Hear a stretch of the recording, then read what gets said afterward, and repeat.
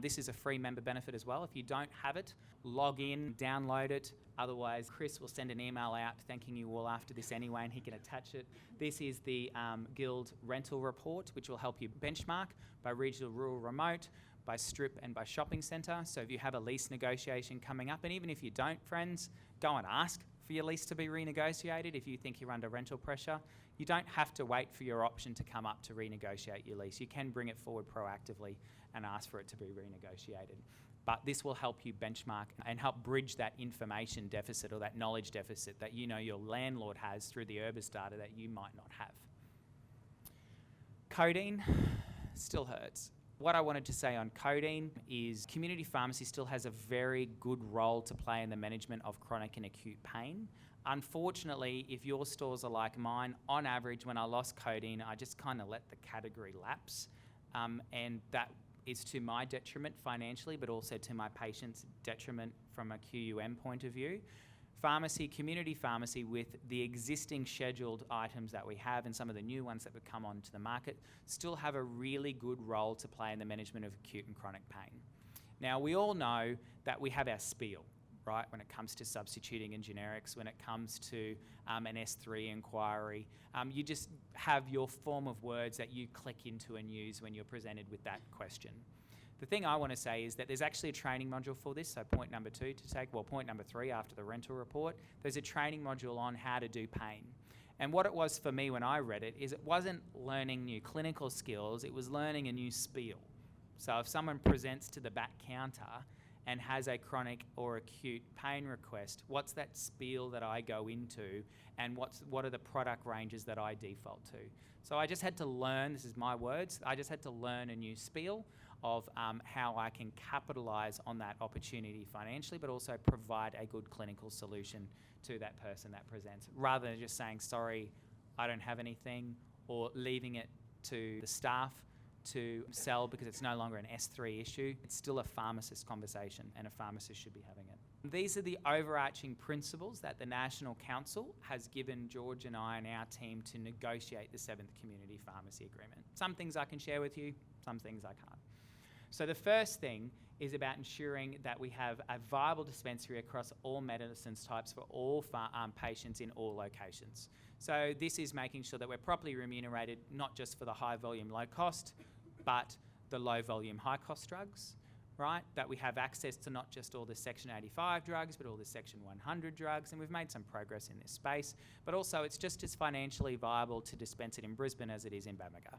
Right, so we need to make sure that all Australians have equitable access. So it's just in the core dispensary. It's also the abolition of the horrid $1 discount. Now, true, our friends in yellow may have taken out a few advertising full-page, full-colour ads in the past couple of days.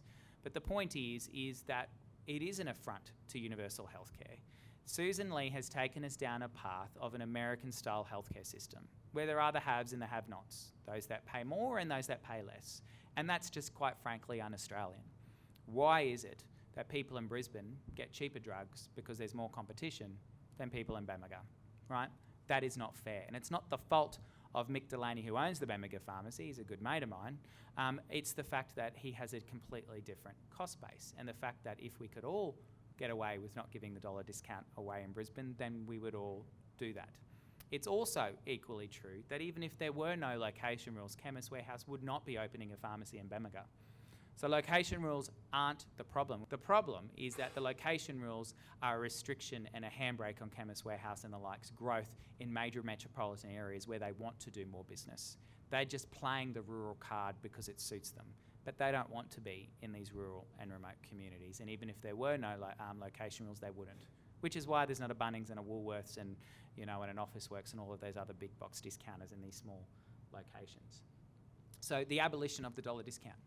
I also referred to those red tape things that are causing a lack of universal access to professional programs before. Having to make sure that you do more CPD points and pay more money each year to make sure you maintain an accredited pharmacist. Why is it a pharmacist had to go do something extra to refresh to do vaccinations, whereas a GP does not, right? So we need to remove red tape and hurdles and financial and non-financial barriers to ensuring not only are medicines the same price everywhere in the Commonwealth, but professional services are available also everywhere through all 5,700 pharmacies. 7 CPA timeline. So right now, George and I are in this process of consultation.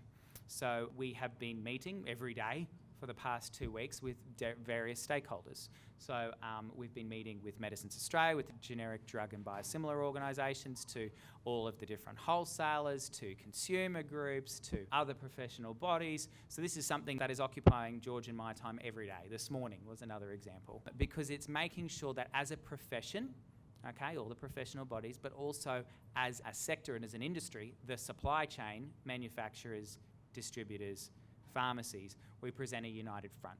Because the government will default to the tried and true divide and conquer, and the smallest amount of money they can get away with paying, that gives themselves a deal, is what they will be looking for.